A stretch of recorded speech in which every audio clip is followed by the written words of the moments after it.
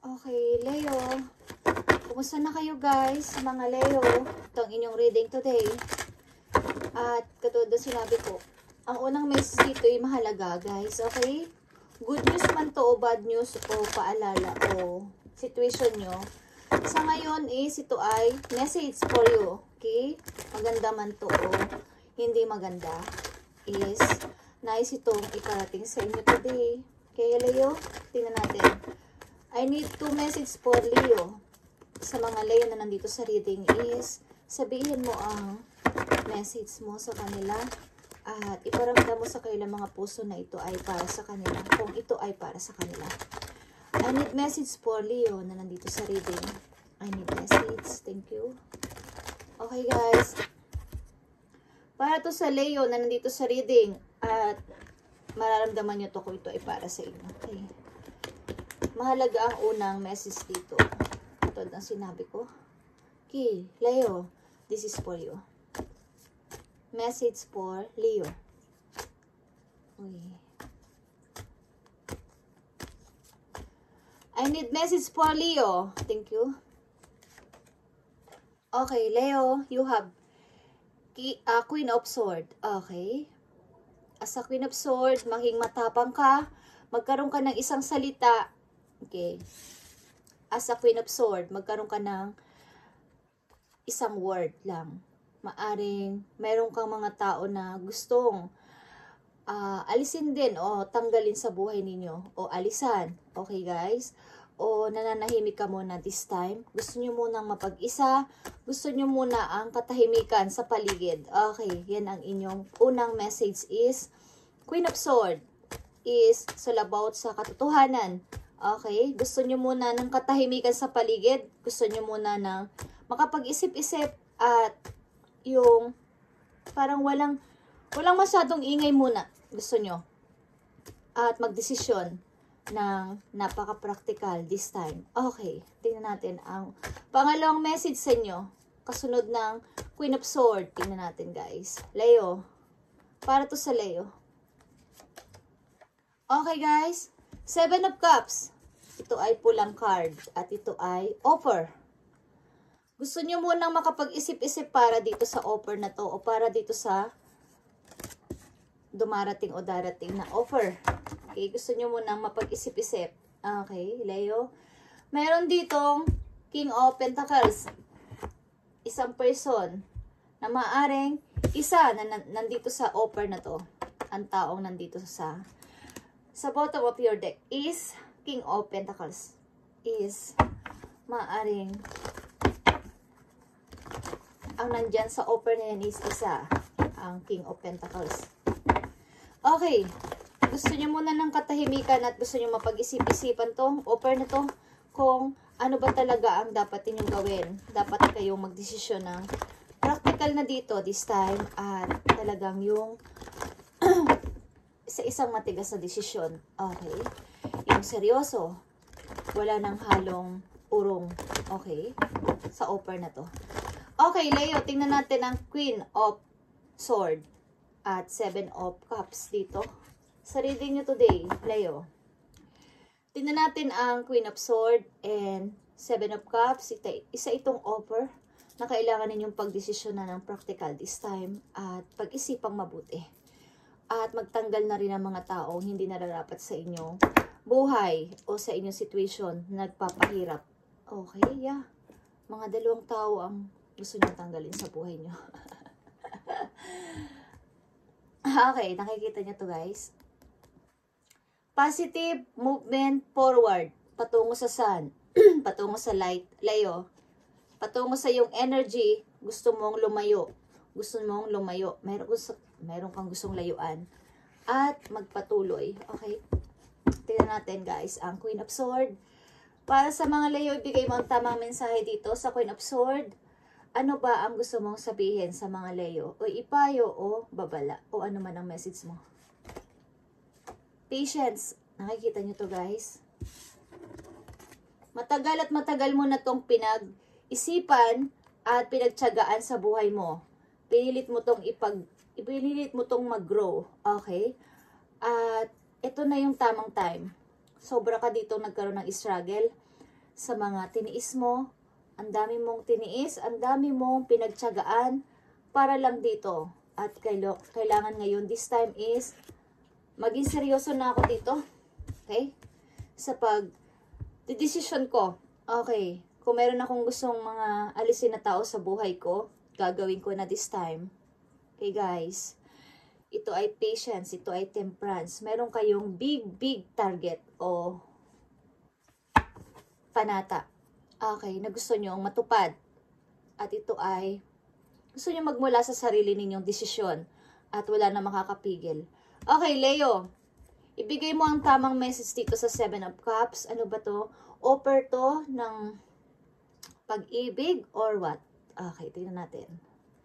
Ibigay mo ang tamang message, please. Nakikita nyo ang base chakra is opportunity. Okay. Ito ay manifest mo. Ito ay money. Okay. Kayo maybe ay maglalakbay, guys. Ilang sa Leo. Kayo ay pupunta. Tatawid kayo ng dagat. Okay. Dagat. Tatawid kayo ng dagat. Ang ibig ko sabihin, lalayo kayo sa inyong lugar.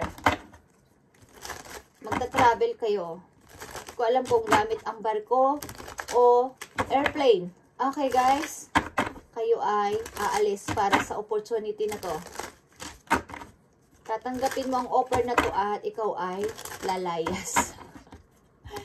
Ikaw ay lalayas mo na. Bali pag, alam niyo ba ang Queen of Swords, pag kinumpas niya yung dala niyang hawak na sword, is diretso. Nakadiretso yun na nakatutok sa kanyang heart, sa kanyang isip. Yun ay practical decision na gagawin ninyo this time. Okay, para dito sa opportunity na to. Tingnan natin guys. Message pa dito sa patience. Okay, Leo. This time, kayo ay mag-iisip-isip na ng tama at wala na kayo uurungan dito. Kumbaga, ito na yung tamang time na para sa sarili ko. Tanggapin ko tong opportunity na to para sa ikakaunlad ko. Okay. Leo, kayo ay nakatakdang maglakbay. Nakatakda kayong maglakbay para sa tapos na tong paghihirap na to. Okay. At tapos na tong paghihirap na to. 9 of Swords. Ang tagal nyo lang naka-stuck dyan. Ko alam kung 9 years na. Okay. Okay. Patience. Nakikita nyo ang 8 of Pentacles. Ito ay pag-iipon ng money. Gusto nyo makaipon para sa future. Para sa inyong future. Gusto nyo makaipon ng money. Okay, meron kayong big target. Okay guys, meron kayong minamanifest. Okay. Base chakra. Ano to? Para sa mga Leo, ibigay mo ang tamang mensahe sa base chakra. Ito ay opportunity. Ito ay opportunity guys. At ito ay money. Okay. Ang base chakra is all about sa money. Okay. Tungkol ito sa pera. Ang base chakra. Okay guys. Tingnan natin guys, ang base chakra dito sa inyo. Four of Swords guys, okay.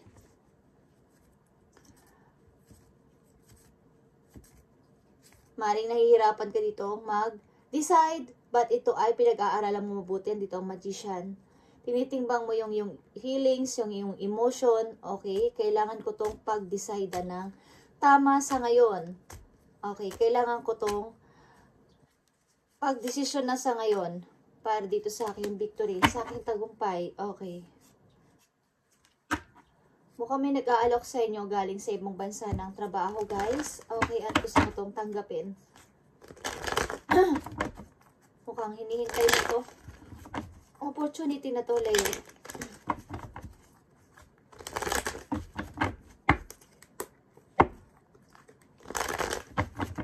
Message sa'yo ng yung mga angel dito sa situation nyo, Leo.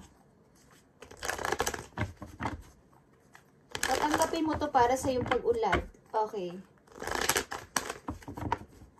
Hindi ko alam kung kayo ay nasa bansang Japan, guys. Meron sa inyo nasa bansang Japan. Land of the Rising Sun. Okay. Land of the Rising Sun. At kulay pula din to guys. Ang pula is money. Okay. Tingnan natin guys ang message sa inyo ng inyong angels dito. Leo, sa inyong situation. Anong gusto mong ipayo o sabihin sa mga Leo sa kanilang situation na nabanggit dito sa message nila dito sa maaaring kasalukuyan nilang situation. Okay? At may mag-guide sa inyo dito papunta sa light. Meron ditong bird. Okay, may guide sa inyo dito. Hindi ko alam kung isang advisor nyo, tao, o maaaring may tutulong sa inyo dito para sa trabaho na to. Okay, Leo. Natin, message mo sa mga Leo sa situation na to na kanilang nararanasan, maging kasalukuyan man o matagal na, okay? Tingnan natin, matagal na at hindi nyo pa rin malagpasan. Tingnan natin, Leo. Five of emotion, guys, okay? Andito ang forgiveness is an important part of healing, Leo, okay? Forgive yourself and those around you for a mistake of the past so that everyone can move forward. Grieving is a normal part of life. As your angels or those you love to help for you move through the process quickly so that you can back at the path to joy. Okay. Maaring kayo guys, ilan sa inyo is nakikita nyo tong offer dito. Nakita nyo yung Ace of Abundance dito. At nandito ang base chakra. Paparating ang inyong tagumpay guys. Nakikita nyo ang Four of Swords and Six of Wands. Dahil mayroon pa ditong kaakibat na kailangan nyo magpatawad sa past sa taong nanakit sa inyo. Para tuloy-tuloy kayong makapag-healing, papunta dito kung kayo ay aalis, lalo na aalis kayo, tatanggapin nyo tong offer na to, aalis kayo, papunta sa ibang lugar guys. Bago nyo to gawin, mag-crossing bridge kayo. Yung lalayas kayo ng inyong lugar, aalis kayo, lilipad kayo, pupunta kayo ng ibang bansa, guys, malayong malayo. Kung nasa man kayo is, kailangan ninyong mag-forgive sa taong nagbigay ng sakit sa inyo. Kahit hindi naman personal, yung sa inyong puso, talagang i-release nyo na ng tuluyan 100% na pinapatawad ko na ang taong ito. At kung may pagkakataon na siya ay makausap nyo, is patawarin nyo ang person na to para tuloy-tuloy ang inyong pag-unlad sa buhay, tuloy-tuloy ang inyong pag-moving, pati ang tao na yun ay makapag-move na rin ang tuluyan. Maaring ito ay galing sa iyong past, ang person na to, na hanggang ngayon din is hindi rin siya manahimik sa ginawa niyang kasalanan sa iyo, Leo. Kaya, paudot-udot ang nangyayaring parang nandyan na sana ang magandang kapalaran is paudot-udot sapagkat meron pang kailangang i-release, meron pang kailangang tuluyang mahiling. Okay? Okay guys. Sobrang inyong tiniis dito. Kaya, andito ang Queen of Swords. Marami kayong gustong tanggalin mga tao sa buhay ninyo na nagpahirap sa inyong buhay. At gusto nyo makapag-ipon ng money. Marami kayong tiniis. Andito ang patience. Okay. Naghihintay kayo ng tamang timing. Okay, paano kayo lalago sa money. And,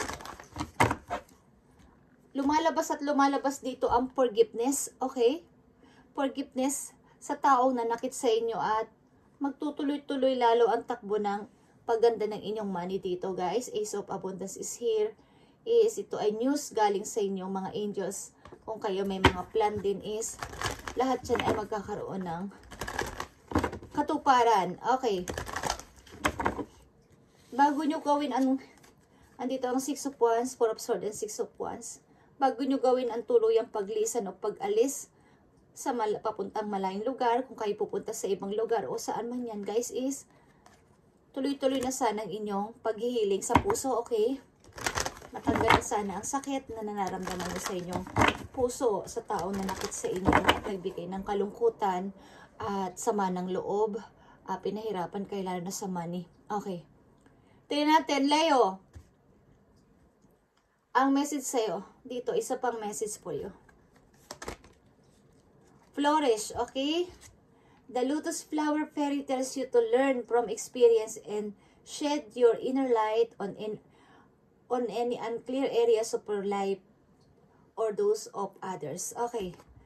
Nakadugtong yan dito sa 5 of Cups. Okay, guys?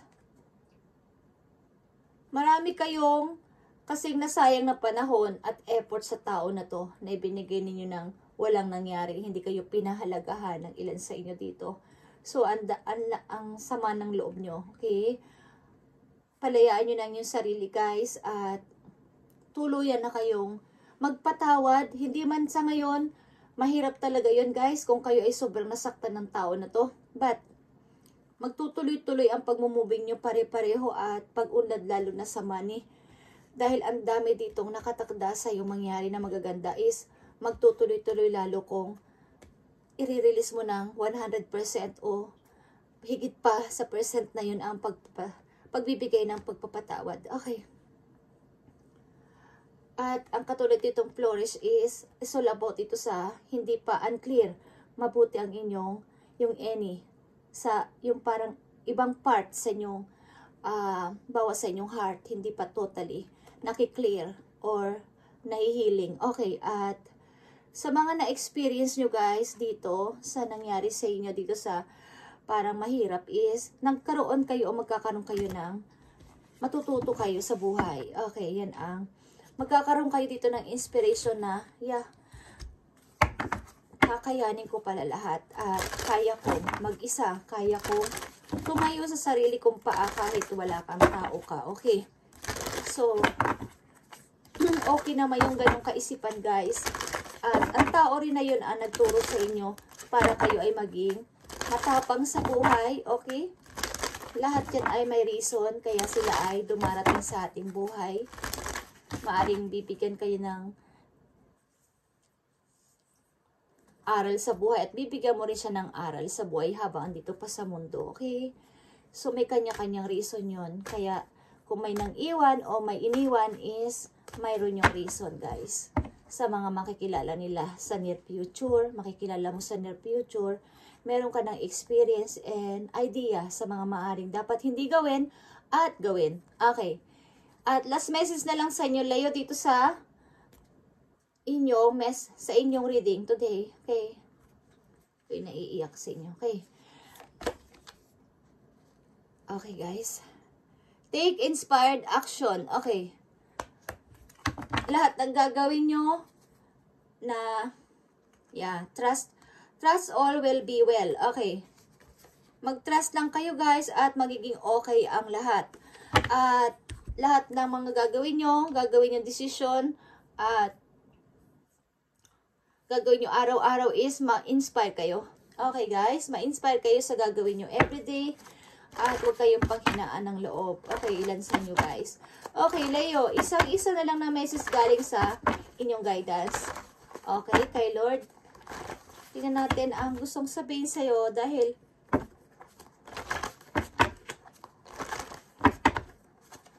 napipil ko ang inyong energy.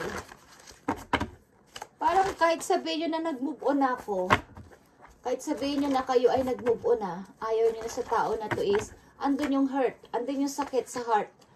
At parang pag naaalala nyo, mayroon kayong galit. Hindi nyo man aminin, mayroon pa kayong galit sa tao na nanakit sa inyo. Pero